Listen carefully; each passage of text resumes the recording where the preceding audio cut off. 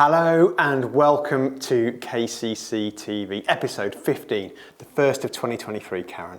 And we've got some great stuff coming up, haven't we? We do, absolutely. We're going to kick off with something to help you get your bike ready for the summer if it's been sat in the shed or the garage for a while. A little piece on what to look at and how to make sure it's ready to go. And then we've got an interview with Stuart Lockton, who is running the Kendal Cycle Festival, the first of its kind. Yeah, it's going to be good. Followed by an interview with KCC Chair Simon Horsley, who's going to talk about what's happening for the club this year. Then we've got our competition results and then a really quick active travel update, followed by some KCC news. So let's kick off with the first piece. I imagine, there's a few bikes right now that are in sheds and garages, Yeah, Karen. Absolutely, yes. And you're thinking, I better get that out. No, the sun's out, hopefully. Yeah, it's time to get off the turbo, put the winter bike away, get the summer bike out. What do you need to check to make sure it's ready? What do you need to check to make sure it's safe? Jake Atkinson and Paul Vousden from MapDeck have got a short piece to take us through it.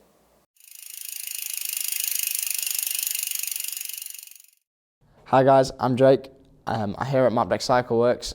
I'm just going to be going over some things that you're going to want to be checking when you're going to be going faster and further on your bike. You don't want to be braking stuff and parts going wrong when you're far away or going fast. Starting with stuff like tyres. Exploding a tyre going fast is something you really don't want to be doing.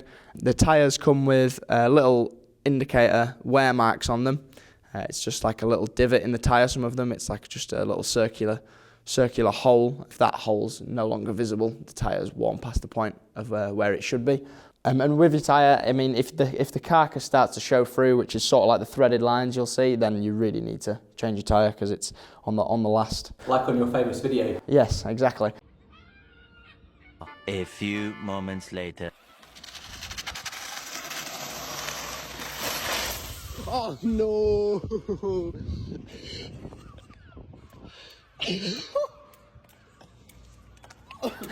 When we destroyed Jake's tyre, yeah. Moving on, another really important thing is your chain ring wear and also chain. This little gauge here, which just inserts into your chain like that, and that's just measuring 0.5, which that goes in quite easily.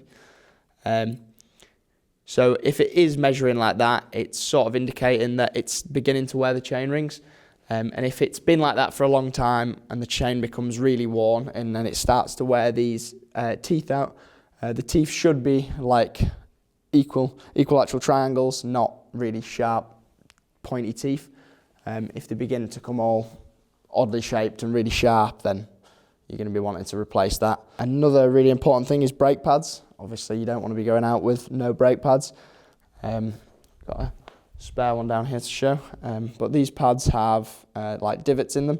If you can no longer see them, you really want to be replacing them. Some of them will have a little line back here that's got like wear written next to it, which is obviously a wear indicator mark. If you're riding discs, the best way to check them is to just drop your wheel out and you'll be able to see the backing plate and the material in front of that. If there's no longer any material left in front of the backing plate, then obviously again, changing pads is necessary.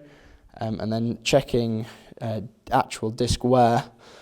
So the discs have a minimum thickness on them, which is 1.5 there.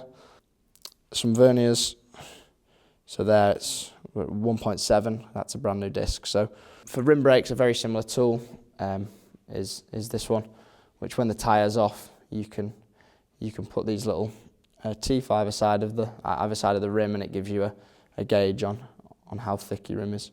And then one of the last things you want to be checking on your bike is your bearings. Obviously, you want to know that your bearings are running smooth and they're not going to collapse and fall to bits mid-ride. So as far as wheels, you can just sort of hold your rim and try and wobble it side to side. If the bearings are in a bad condition, you can very easily feel the wobble and the play in the wheels. So same with both wheels, you want to check that. Bottom bracket, you can sort of hold both crank arms and just sort of pull in opposite directions on them. With the headset, you just want to pull the front brake on and you can sort of get your fingers just around the bottom cup there on the headset, and that little motion of wobbling it, if there's any play in there, it's either be bearings or possibly just the top cap being loose, but you don't want any of that. And it will feel terrifying going down. Yeah, you don't want things moving around when you're going downhill. It's not cool. But they're all the things that we recommend checking, and it's sort of the basic stuff we check when people drop their bikes off. So it's always good to know you're going out on a safe bike that's not going to break on you. Nice one. Well, Ben, is your bike ready?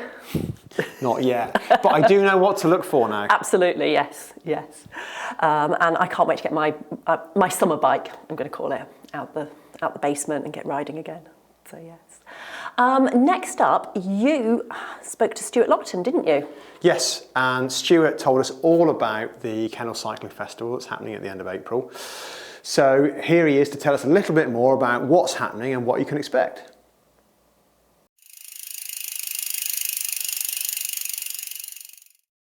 So I'm here with Stuart Lockton, who is the main organiser of this year's Kendal Cycling Festival, which is happening on the 30th of April and the 1st of May. And Stuart's going to tell us a bit more about it. So Stuart, thanks for coming along. And what is the vision for Kendal Cycling Festival? Okay, so thank you for inviting me. What we want to do at Kendal Cycling Festival is to demonstrate a range of different cycling options that people have for commuting, for short journeys, for recreation and for cycling, and to encourage more people to cycle more often. Brilliant. I mean, it sounds fantastic. So what can we expect to see? What's actually happening over the 2 days? Okay, so there's so much going on. So outside, we've got a pump track that will be down at Abbott Hall for people to bring their own BMXs, skateboards, mountain bikes, unicycles, whatever you want, have a go on the pump track. There'll also be some cycle demonstrations so people can look at bikes and try them out there. Across the festival there will be a range of bikes available for people to look at and potentially to try out as well. Inside in the marquee we've got a range of talks and presentations and interviews, and we'll also have a film event that will be powered by a bike generator. And then on the Sunday evening we've got a music festival with a local DJ and live music that will also be powered by the bike generator. And then we've got the bar from Ganyam Brewery coming along for that event as well. In addition to that, there'll be other things going on, cycle related. We've got a bike cafe, bike repair cafe. We'll have a bike swap event on the Monday morning. And on the Monday morning, we're also shutting the road so people can try out the bikes. There'll be demonstrations and rides and all that kind of thing. That's a flavour of what's going on.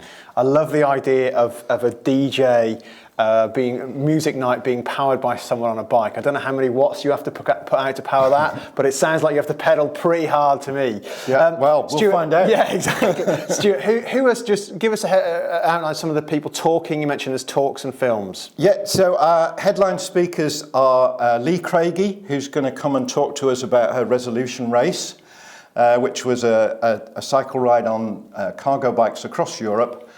And that was all about reducing carbon footprints. So she'll be talking about that and showing a short film of it. And also our other headline speaker is Jenny Graham, who was the fastest woman to cycle around the world. So she's written a book about that, and we'll be introducing her book and talking about that. And also we have Laura Moss, who's coming along with some other friends to talk about cycle touring. Wow, it sounds absolutely brilliant, Stuart, and a great thing for Kendal. Now, I know there have been cycle events in the past, but this is sort of the first festival of its kind. What do you hope will be, what will happen from here? What do you hope will be the legacy of this festival going forward? Yeah, so if this festival is a success, we will come back. We'll be back in 2024 with another festival, and we hope to make that an annual event. What we really want to see is more people cycling more often. And we're also going to challenge the local authorities to create the right opportunities to make that safe, enjoyable and practical. Brilliant. Sounds fantastic. So Stuart, just remind us when it is, where it is, and how can people find out more? Okay, yeah, so it's April the 30th and May the 1st. That's a Sunday and a bank holiday Monday. If you want to find out more details, you'll find those at www.wellbeingwestmoreland.org.uk/events, or you'll find us on social media at Kendal Cycling Festival. And you'll find both those links in the YouTube description below. Stuart, thanks so much for coming along, and we're really looking forward to seeing you at the festival. Thank you. So that sounds really good, doesn't it? It does, and it's a brilliant thing for Kendal. Absolutely. And some big names. I mean, Lee Craigie, Jenny Graham, Laura Moss. I mean, these are all big people, especially, you know, in the bikepacking community. You don't get much bigger than them. You know. Absolutely, yeah. So, and they're all doing amazing things. Sounds like there's some really good stuff happening with the pump track and the DJ. I know, yeah, that's your favourite bit, isn't it? It's my favourite bit, yeah. So Sunday the 30th of April and Monday the 1st of May. So get those dates in your diary. So next up, Simon Horsley, the club chair, came along, and you spoke to Simon about what's happening this year. Yeah, here's our interview.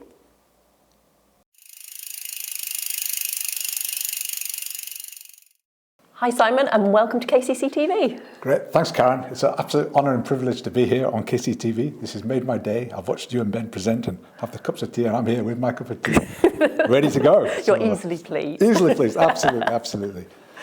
So, Simon, what's exciting you about being chair of KCC TV this year? Well, there's a lot, but I know I've got a limited few minutes to talk, so let me try and kind of condense it. It's about really what we're doing as a club to really promote the love of cycling within the Kendal community. And giving the opportunity to inspire and educate and help develop the skills of our members is something that's really, I'm really passionate about. I know the committee are, so that really motivates me. And to see the way that we're engaging with the local community, with local businesses like Mapdeck here, Wheelbase, etc. And, we've done lots of great things as a club. And I had a letter that we received from Wheels for All. If I might just take a minute to read it.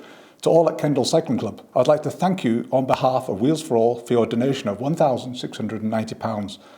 Without donors such as yourself, we'd be less able to make cycling inclusive and accessible to all. Your donation will help provide enjoyable cycling experience for everyone in Kendal. So it's that inclusivity, the diversity, making a difference in the community, which is so important to me and what motivates me. So I think hopefully that answers your question. Thank you, yeah, and that's a great amount of money to be giving to Wheels for All. Absolutely, so, yeah. And that's the generosity of our members through the AGM, the raffles, etc. So thank you. Excellent.